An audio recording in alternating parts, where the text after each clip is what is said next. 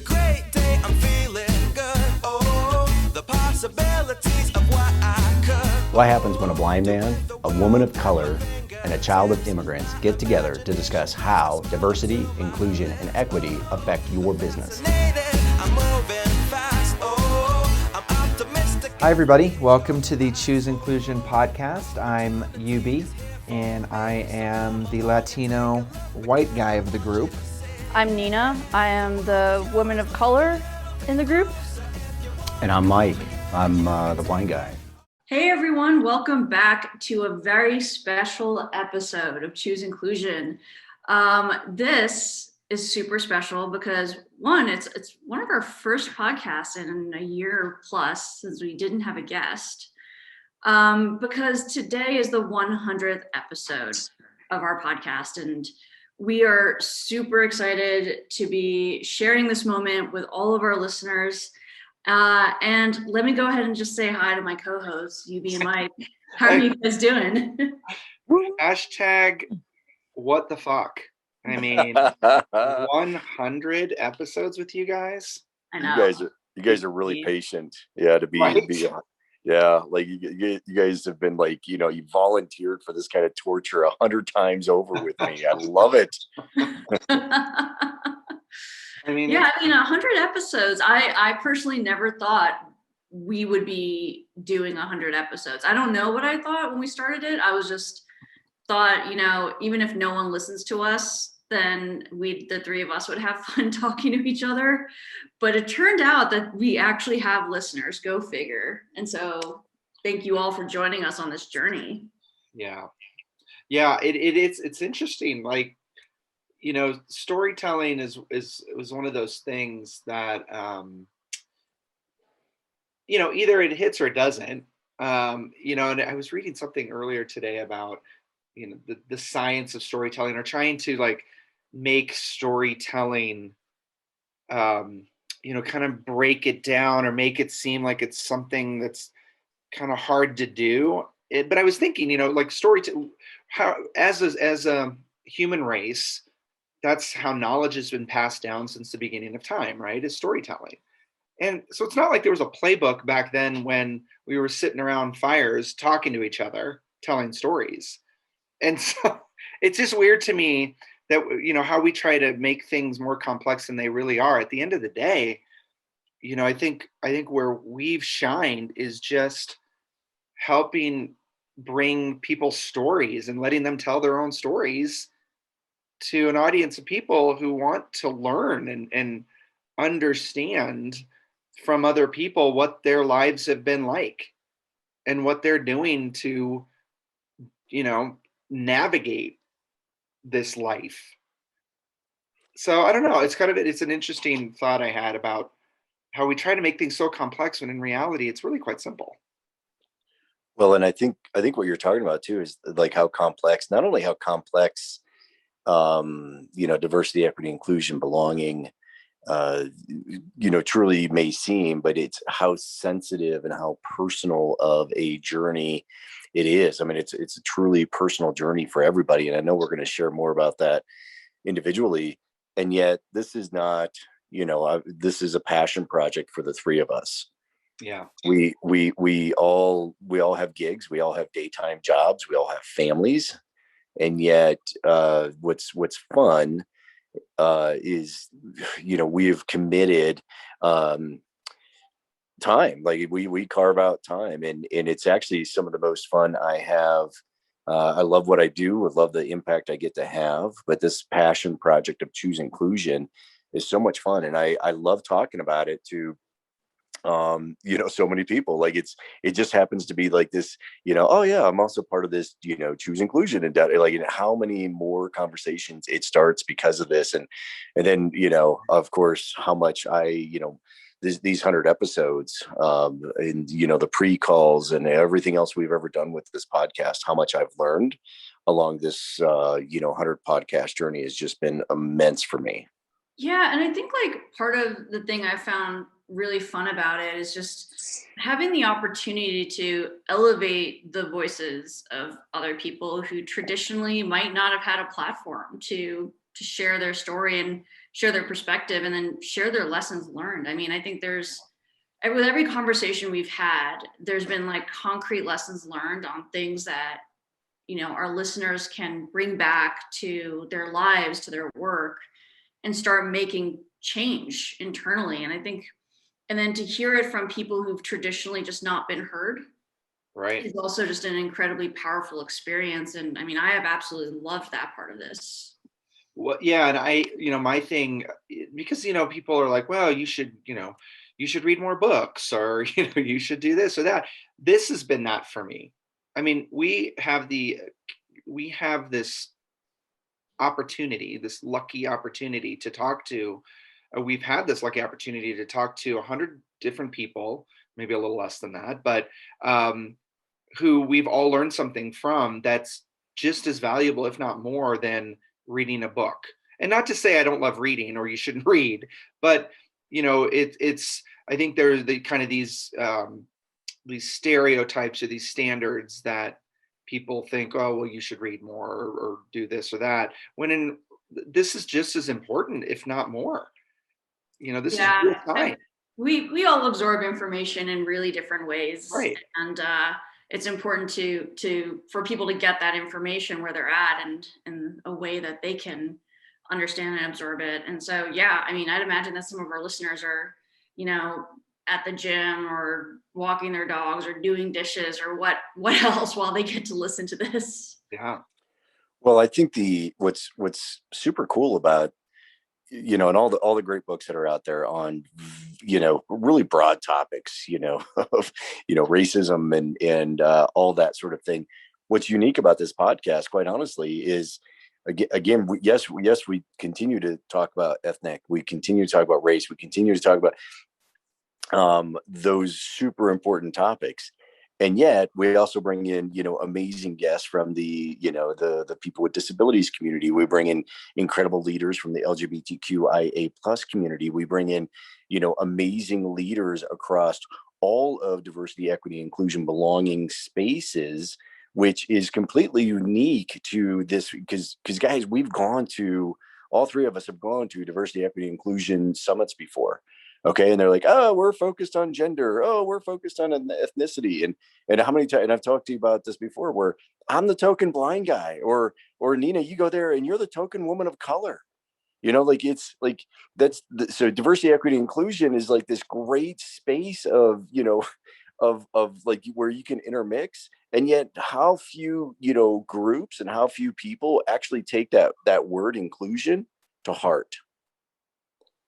Oh yeah, absolutely. I think, part of what we tasked ourselves to do for this episode was to talk about our aha moments and reflections on previous episodes. And so I was looking through our catalog of our other 99 episodes, and it's funny to just listen to the episodes from just the first 5-10 recordings from when we were back pre-COVID, when we were in a studio right. and doing these recordings in a very professional environment. And, one of the episodes we have is called You Are Not Alone. And we talk about the fact that the work that we do is really hard and how, there's an obvious feeling that when you're the advocate in your company or the advocate in, any part of your life or kind of the voices of marginalized people, you feel isolated. And one of the goals of the podcast was to help people recognize that, you aren't alone, that there are many people who care about this and are working at this and in all kinds of different ways. And I think I'm really glad that one of our first episodes was called You Are Not Alone, because I think that's such an important message that I hope a lot of people were able to take away from the podcast. What were some of the episodes that stuck in your head, guys? Well, I got to tell you, there's a couple for me, Nina. There's so many conversations that we got to meet, some just super, just unique ways of looking at this topic, right? Like, but I got to tell you, like going back to and I share this episode because, quite honestly, it was probably the episode that the three of us did the least amount of talking, and that's with Bruce Carter, and I think back in August sometime, and he's a chief diversity officer, and he literally wrote out a blueprint of like whoever wants to get, whether you want to be a director of DE&I or aspire to be a CDO or or just do the work. Like he completely laid out the blueprint. Like so to your point, Ubaldo, like go read a book. Bruce Carter just laid this out. Like here's 35 minutes, and man, oh man, he was just talking away, and yet he laid out the whole blueprint for creating a DE&I. And I share that because he's had success doing it in multiple organizations. He works for $1 billion organization, and boom, here it is. And the University of South Florida, I just learned this week, guys, where the University of South Florida has a diversity, equity, and inclusion certification program now. Yeah. So because this topic is so hot right now, there are universities are like, oh, well, we could charge students to come and learn about this, and they can go out there and get jobs. I think Cornell has also got a certification now too. I think there's a bunch out there. Yeah, but again, like all you got to, if you want to know this, yeah, I know the certification is great, but if you really want to know this kind of stuff, it's coming from this podcast. So that's the first one with me. What about you, Baldo? Oh God, I mean, where do you even start? Like, probably one of the most powerful ones for me was that we actually had was it our first two-parter? No, it wasn't our first, but Abe Arrington. Oh yeah. Previously wrongfully incarcerated, who has now created this entrepreneurship journey for himself that is, just outstanding. But just, it came at a time when the conversations around, after George Floyd's murder and Black Lives Matter were at a high point, and it's like the perfect example of what has been happening since the beginning of America to the Black community, but what can also happen if things go right. It was like a picture of hope for me, and a way of getting out of this white supremacist freaking place that we live in, and giving everybody an opportunity. I don't know. It was just really eye-opening, that one for me. And yeah, that was definitely on my list too. I mean, I think what really struck me that was incredibly powerful about Abe's conversation, I mean, obviously the wrongly incarcerated element of it, just the fact that he spent, his entire adult life in prison, and now he's in his 50s. But the fact that, there's a lot of assumptions that people have about people who've gone through the prison system, right? There's a lot of bias against that. And, with the fact that a large percentage of the people that are incarcerated are Black men, they already don't have a leg up in society because of the systemic oppression that Black men face. But then on top of that, the prison system and the justice system kind of fucks them over even more. But with Abe's story, he basically gave himself multiple degrees. He taught himself structural and civil engineering, and he invented a flood mitigation system that cities could easily pull together. And it was just based off him like looking at a problem and then really going out of his way to educate himself. And that's why he was able to build a startup straight out. It's like that innovation that can happen even when you aren't given those opportunities, right? Yeah. And like, what a powerful story that like he even had his prototype being tested by like local contractors to really see like, can we quickly save cities from floods? Because global warming's real, man. And more and more of our cities are going to get flooded. And like one of the genius ideas that Abe has is to address that directly to protect people and our homes and our communities. Right. I remember the conversation with Abe too, and it chilled me to the bone just how um, calm he was. Like he wasn't angered over, the injustice and literally decades of his life, um, taken from him. One of the other, like, so this is where my eyes were opened because again, yes, I'm a blind guy, but I'm still a white guy brought up in mostly a white kind of environment, as far as I could tell, a poor white environment, but still a white environment. And so, like, I've heard the terms of like, institutional racism and that sort of thing. However, until we talked to, then he wasn't Mayor Stovall, but so when we talked to Travis Stovall the first time, and he walked us through the red line Yeah. district, that was the first time, Yep. and I'm 50 years old, guys, and this is the first time in my life that I'm like, holy buckets, and my literally my eyes opened up like that. Like we're not talking 1800, we're not talking 1900. We're like, this is modern day legislation, and I'm like, that's so chilling to me is how few people realize like that kind of legislation. And he gave multiple, examples of this being institutionalized racism. Yeah. And that was just it literally like and it's still to this day, it's so impactful to me to realize like, for anybody who's just like, oh, really, is there institutionalized racism? I'm like, yeah, as a matter of fact, there is. Yeah. It's literally written into policies and procedure like that. Yeah, that was the same for me, the same eye-opening of like, this is not just about individual people who are biased or racist. This is literally about a system that was Policies. built on top of it. Yep. Absolutely. Nina, I'm really curious, Nina, because you really are so well read. You're such a history buff. This isn't just like passe conversations for you. You really like you dig into this in almost not almost like in an academic way.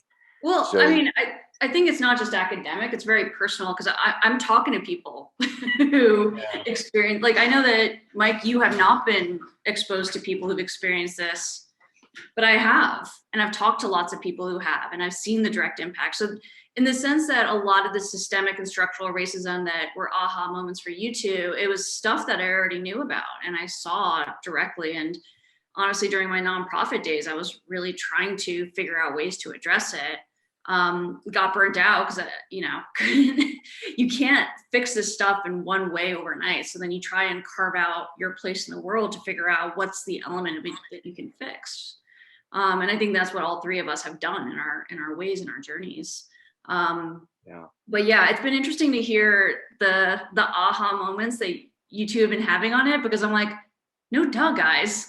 Like, yeah, this has been happening. I thought you already knew this. You both work in DEI. Like, how do you not know this? But I'm like, yeah, like we all have privilege. Like, that's the thing, is like, we all have privilege in our own ways, and we don't know what we don't know. And it's not until we're exposed to those viewpoints that we finally can like open our eyes to that way, to those experiences, so we can start dismantling those systems of oppression by raising awareness around it.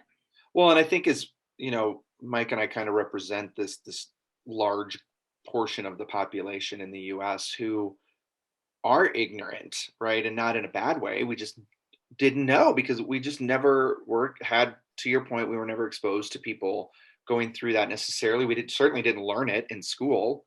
Yeah. And I think that's most people, which on the one hand, it gives me a little bit of hope in that, yes, there are people out there who are racist and biased, but it's coming from a position of ignorance. So and I would hope that once they learned and educated themselves and heard the stories of those being oppressed, that they might change their minds, and I think that's another reason I love why we're doing this is I feel like we're a small part of bringing that education to the audience.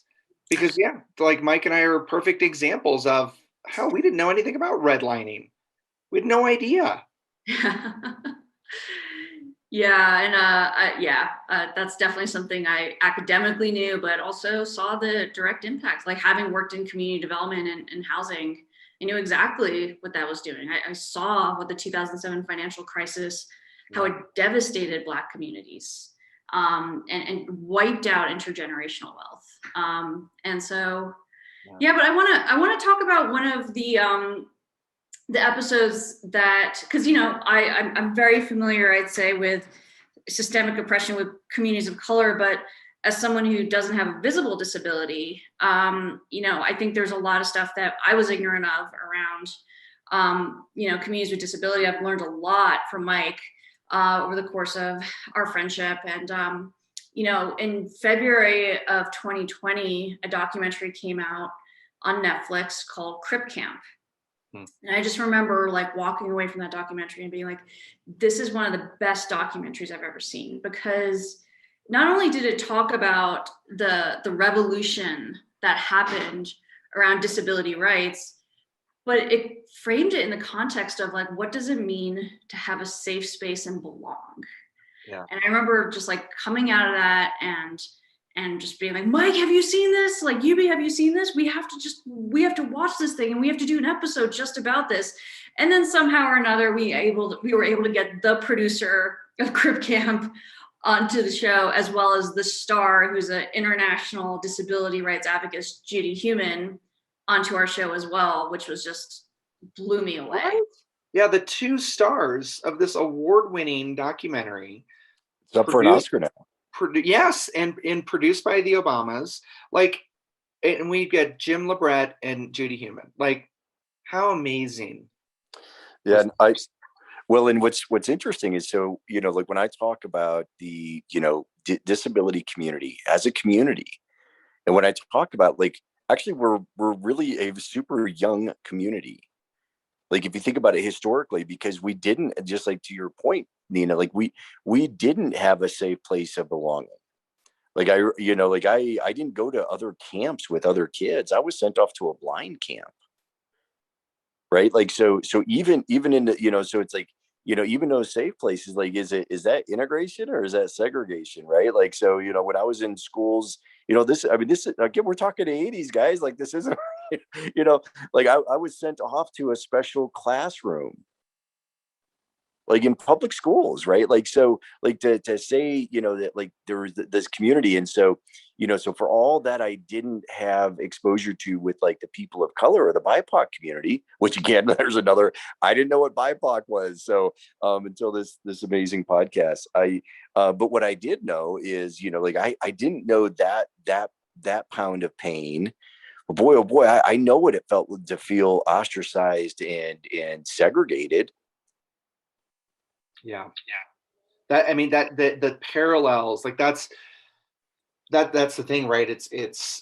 And what I love about, going through the 100 episodes is we've actually hit on a gamut of so many critical topics.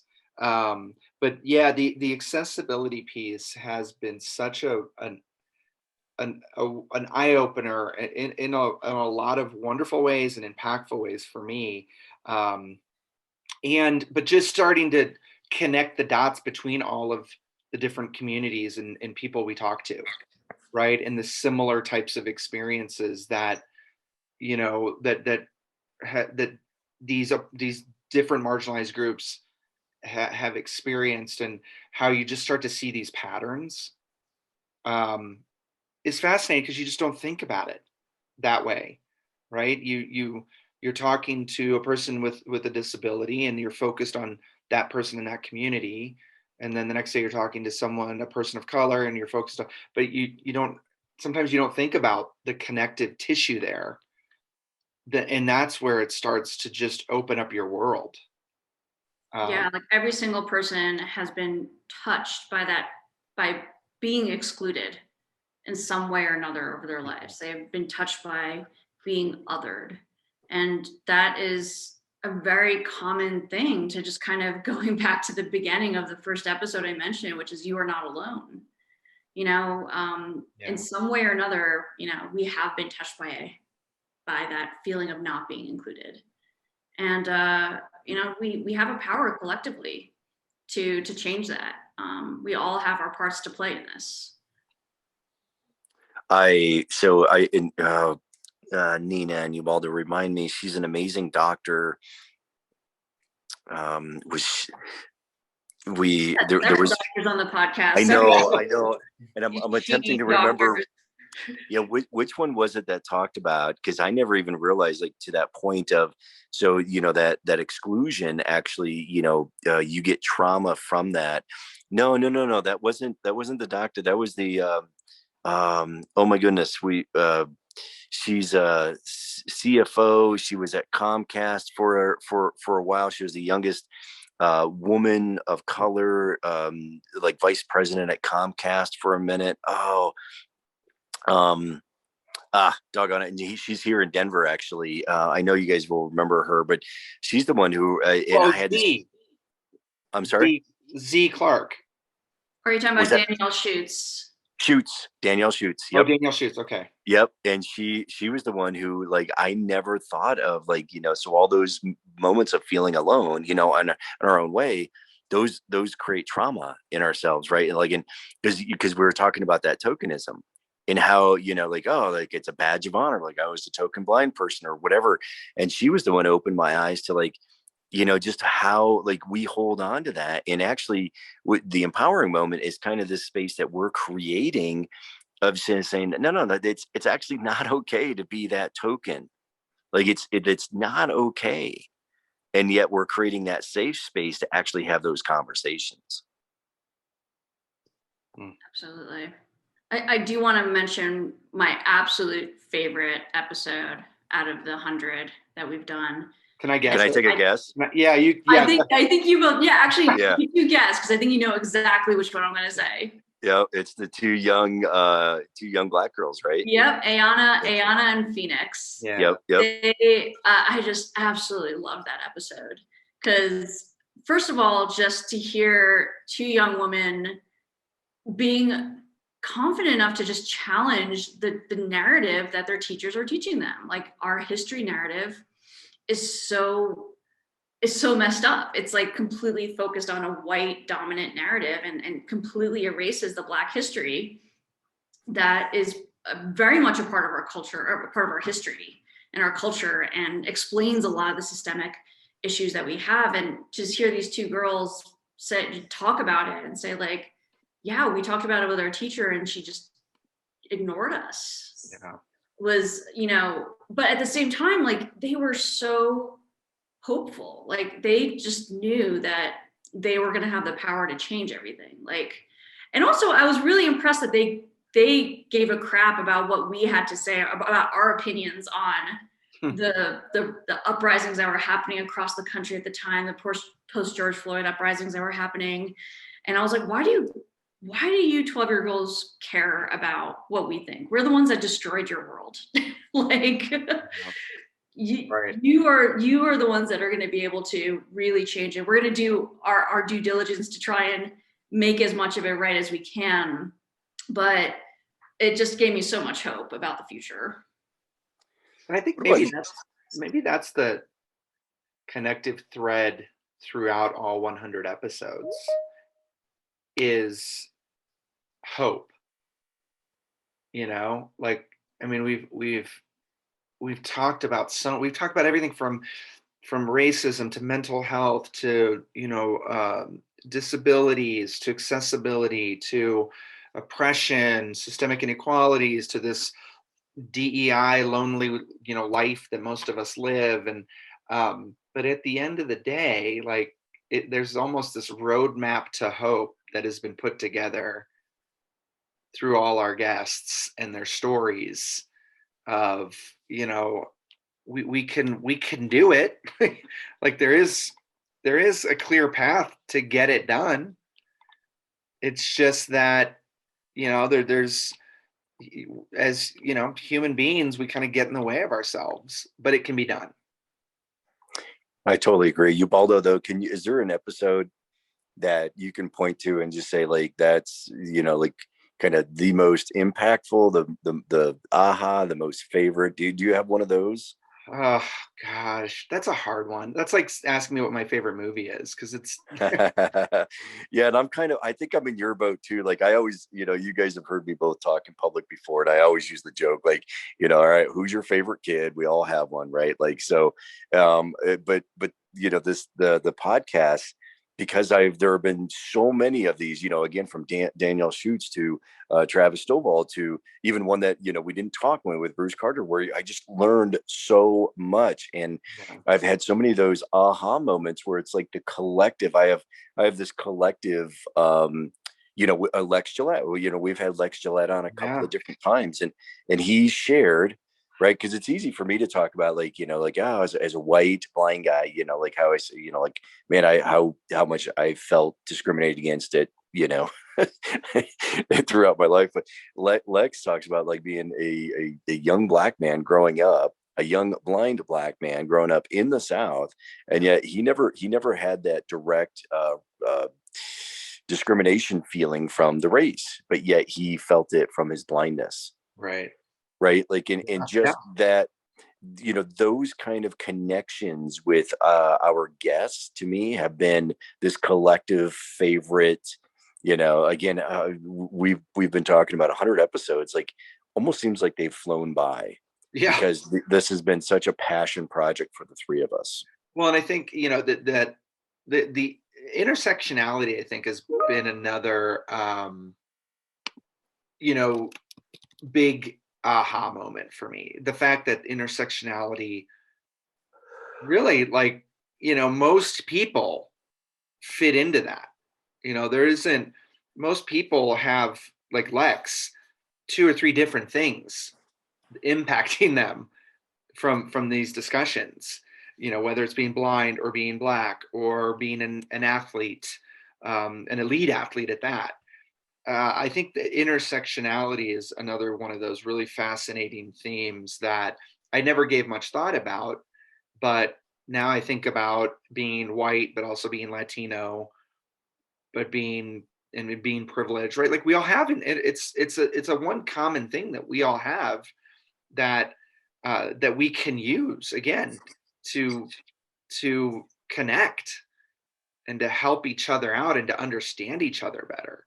I think there's more of that than most people want to give credit to. It's like when they do those DNA commercials where, they get the DNA of white people as an example, and it comes back and they're a mix of different things from all over the world.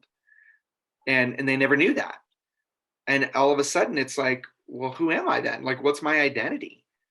Like, that's a huge part of the question. I also, probably some of my favorite episodes have been the ones with people from outside of the US, because I love that global perspective, right? It's easy to get Yes. stuck in our own worldview, but having the actual view of people from around the world, and what they see it's so freaking enlightening.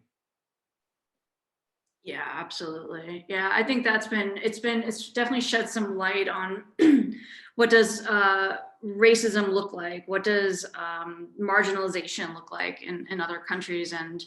And yeah, just getting us out of our US centric narrative, because this is stuff that's happening, globally. And so hearing different ways that it's being approached in other countries, in other, international companies who are really thinking about what does it mean to have DEI on a global company. Yeah, that's absolutely been fascinating. So I think it's time for us to wrap up our 100th episode, guys. Woo! My goodness. So I want to thank you both for being the most amazing co-hosts in the history of podcasts. And I've absolutely enjoyed our time together so far. So far. So far, exactly. We got way more. We got so much more to go, man. I tell you. Yeah, but I heard a little bit of this "don't screw it up" in Dina's voice. I'm just Oh saying, yeah, like, absolutely. And if you haven't screwed up the first 100, then I got high expectations for the next 100. So no, Nina and Ubaldo, again, this is such a joy for me. Regardless, and again, we're all so busy. We're entrepreneurs. We're in startups. We're doing so many pretty busy projects, and yet I get energy from talking to the both of you. I respect you. I really look at you guys as part of my familia. So thank you both for spending time with me over the last 100 episodes. Me too. Thank you all. guys. All right. Well, thank you to our listeners. Check us out on chooseinclusion.com. We got 99 other episodes that you can listen to if you haven't listened to any of them yet. And we will see you all next time. Take care, everyone. Absolutely. Bye, everybody. Take care. Thank you. Thanks for listening to the Choose Inclusion podcast. Make sure to subscribe to us on Apple Podcasts and Spotify. And you can see closed captioning for this podcast on our YouTube channel. You can find us online on our website, chooseinclusion.com, and contact us on Twitter @chooseinclusion.